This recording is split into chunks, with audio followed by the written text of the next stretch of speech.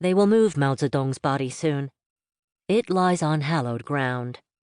When the Communist Party of China falls, when the Third Chinese Revolution succeeds, they will move him from Tiananmen Square, the center of Beijing and the heart of China. So much history has occurred in Tiananmen, and so much more has yet to happen. The People's Republic was proclaimed there, and there, inevitably, its end will be announced. And when it falls, the people will take Mao's body from the square to mark a new beginning. "We should die fighting," said Mao. The party, born of conflict, knows no other way.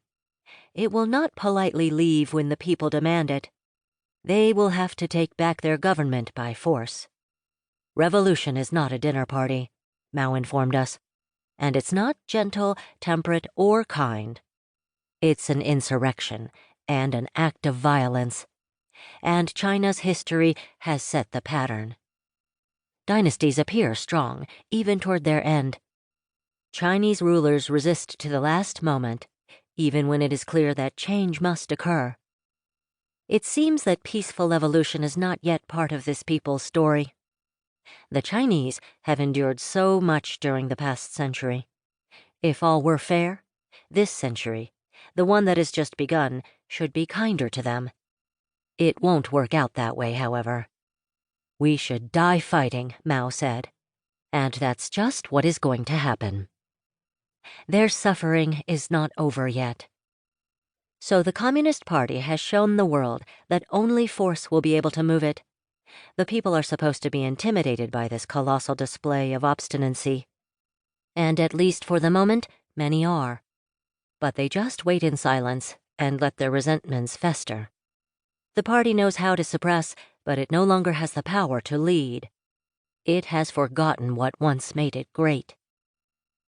"The revolution has become a dinner party," says Maggie Farley, who has taken Mao Zedong's quip on revolution and stood it on its head.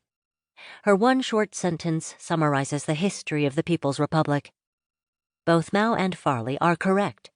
Indeed, if Mao could see what has become of his China, he would agree with Farley, a journalist and former resident of Shanghai. Mao, unprompted, might even say the same thing himself. He would, no doubt, utter Farley's words as a condemnation of the current state of affairs, or perhaps as one of his many calls to action. No, revolution is not a dinner party, but there is little that is revolutionary in present-day China. Farley conveys the image of a mass movement, institutionalized, something that Mao, who promoted the concept of continuous revolution, sought to prevent. Today, the people no longer want Mao's revolution or the party that administers it. And so the People's Republic is going to fall, just like its predecessors. History shows that the Chinese people, once aroused, will not be denied. The Ming and the Qing, the last two imperial dynasties, and Chiang Kai-shek's Kuomintang, the nationalists, all fell quickly. For the Qing, it was over almost as soon as it began. The Chinese, disgusted by their oppressive and inept rulers, demanded change. Some sought constitutional restraints on imperial power, and others wanted revolution, but all knew that the current system had failed China. At the end, it took just an incident, and almost any would have sufficed, to trigger rapid collapse. An accidental explosion in October 1911 ended in the abdication, 4 months later, of Puyi, the 6-year-old emperor. With him went a dynasty of more than 200 years and imperial rule of 2,000. Sun Yat-sen's Revolutionary Alliance stood triumphant. China, for the first time in its history, had a republican form of government. And for the first time in many decades, there was hope. China's troubles had not ended, however.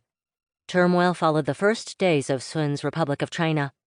Disorder resulted in national weakness, which triggered yet another wave of idealism and activism. The Communist Party of China was founded in 1921 in those cross-currents, and during that time of turbulence, the Communists thrived. They espoused the hope of Chinese nationalism and struck a responsive chord in both city and countryside.